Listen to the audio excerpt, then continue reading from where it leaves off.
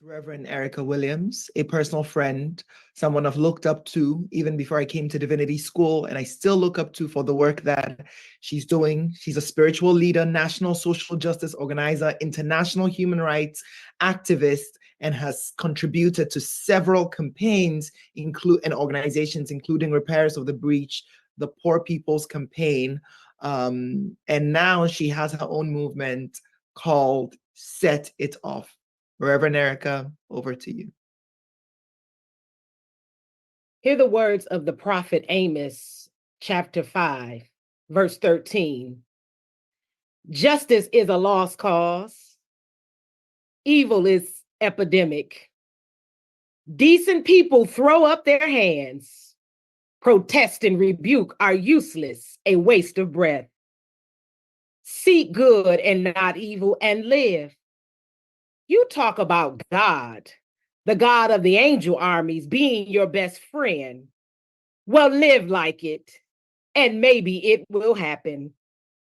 Hate evil and love good, then work it out in the public square.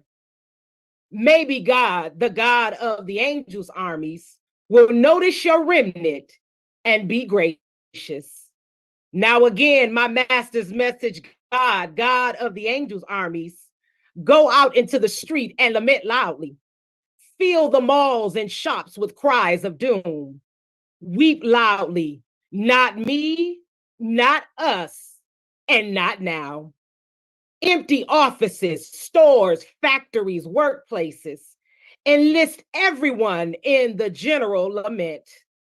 I want to hear it loud and clear when I make my visit. God's decree.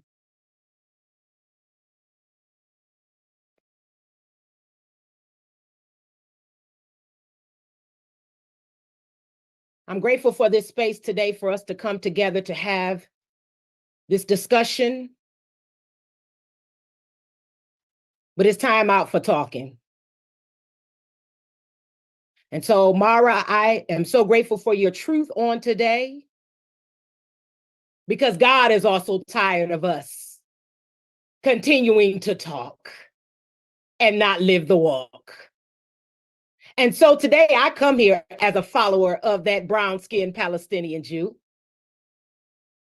And I come here today with my heart deeply, deeply enraged for the fact of we talk about what happened on October 7th as if it was something that was done just to be done, but let us tell the truth.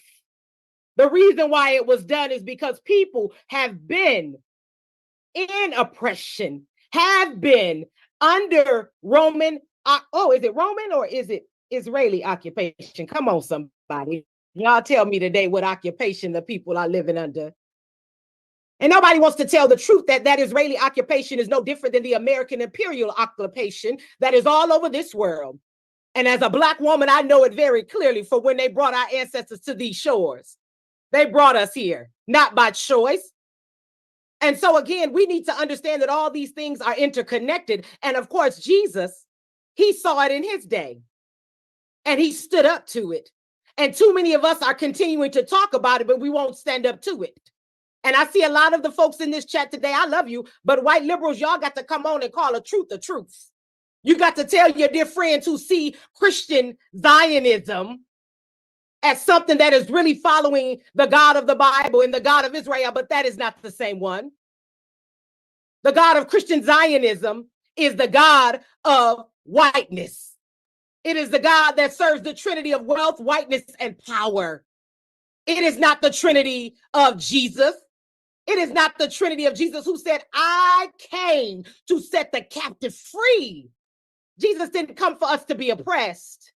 And so we must understand and we must be very clear that we cannot wait for God to do something about this. No, you need to check your neighbor on the left side of you in this Zoom room and understand it's you. It is us. It is we. We've got to stand up and do something. And I know a lot of you on this chat today are still riding with Biden. And I need you to understand you can't ride with somebody who's taking people's lives and committing genocide. We must call it out. We must say what must be said. We must do as Amos said. We must tell the truth. We must tell the truth. And too many of us won't tell the truth, because I truly know, as God has told me many times, those who are proximate to pain push, and those who are proximate to power pause. And many of us are comfortable and we're pausing because we don't want to lose our comforts. We don't want to be pushed out because we know what'll happen to you. Call Claudine Gay from Harvard University. She'll tell you what'll happen to you. Call all of the people right now, even my dear brother Elam, who had to go through persecution at Harvard University because he spoke out. If you speak out, they will sit you down. But I need some folks in this Zoom room today to understand that if you say you're walking with God, God is calling you to stand up. God is calling for you to speak up. God is calling for you to serve in a way now that is going to cause you, as my grandma used to say, to put some skin in the game.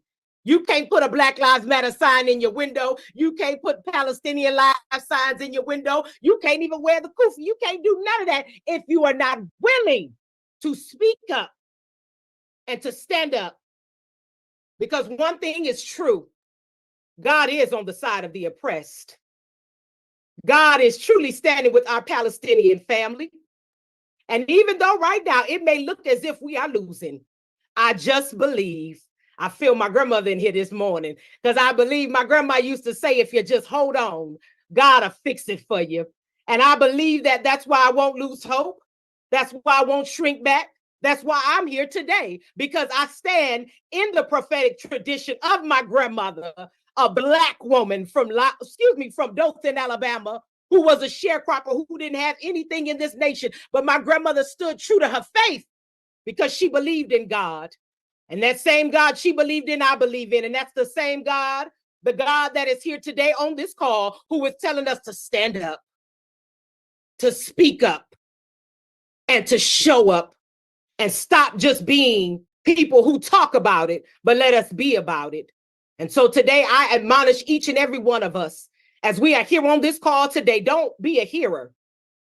Don't come here to spectate and say you showed up into another conversation. But when you leave here, you go forth and do something about it. Speak up in your congregation. Speak up in your synagogues. Speak up in your malls. Speak up wherever you go. Jesus said, the prophet Amos said, go out and speak in the malls. Wherever we need to go, we need to show up and tell them that this is not right, and that Palestine will be free.